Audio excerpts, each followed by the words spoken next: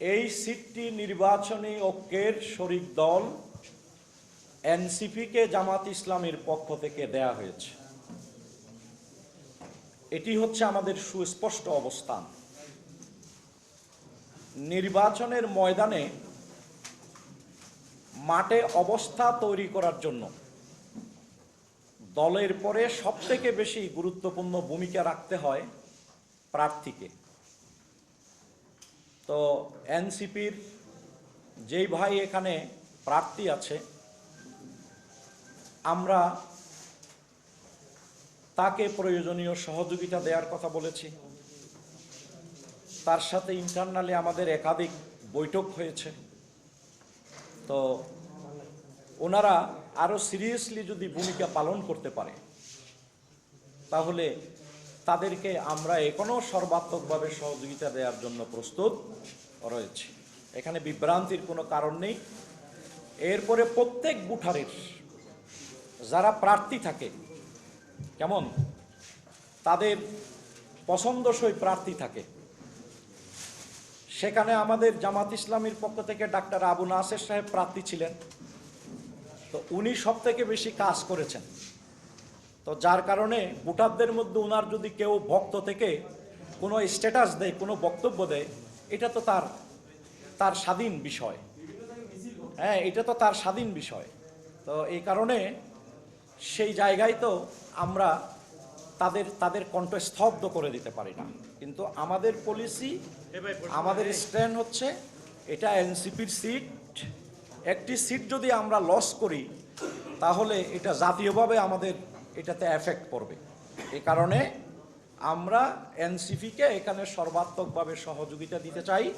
তারা যদি সহযোগিতা নিতে পারে আমরা এর জন্য প্রস্তুত। আমি ক্লিয়ার করি একটু। মাঠে যারা প্রার্থী থাকে, কেমন যারা যেভাবে ভোটারদের দৃষ্টি আকর্ষণ করার যোগ্যতা রাখে, সেভাবে প্রার্থীদের প্রতি আপনার ভোটারদের দৃষ্টি আকৃষ্ট হয়। ডাক্তার আবু নাসের সাহেবও যেহেতু এখানে দীর্ঘ 1 বছরের মতো সময় এবং এর আগেও কাজ করেছেন, সুতরাং তার পক্ষে অনেক ভোটার সমর্থন ব্যক্ত করেছে। আমরা আমাদের তরফ থেকে সাংগঠনিকভাবে ডিক্লার দেওয়ার পরেও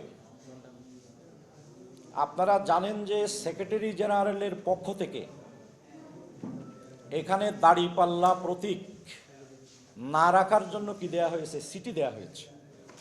তো এটি দিয়ে কি বোঝা যায় না আমাদের দলের স্ট্যান্ড কি? সেক্রেটারি জেনারেলের পক্ষ থেকে যেখানে অফিসিয়াল সিটি দেয়া হয়েছে যে এটা এনসিপির সিট, এখানে যাতে দাড়িপাল্লা নির্বাচন কমিশনের পক্ষ থেকে অফ করা হয়। বাকি যে বিষয়গুলো হচ্ছে এইগুলো আনঅফিসিয়ালি হচ্ছে, এইগুলো বিচ্ছিন্ন বিক্ষিপ্তভাবে হচ্ছে। এখানে প্রার্থীর ভক্ত তৈরি হয়। আমাদের অফিসিয়াল সিদ্ধান্তের পরেও এখানে ভোটাররা সবাই জামাত ইসলামী করে না।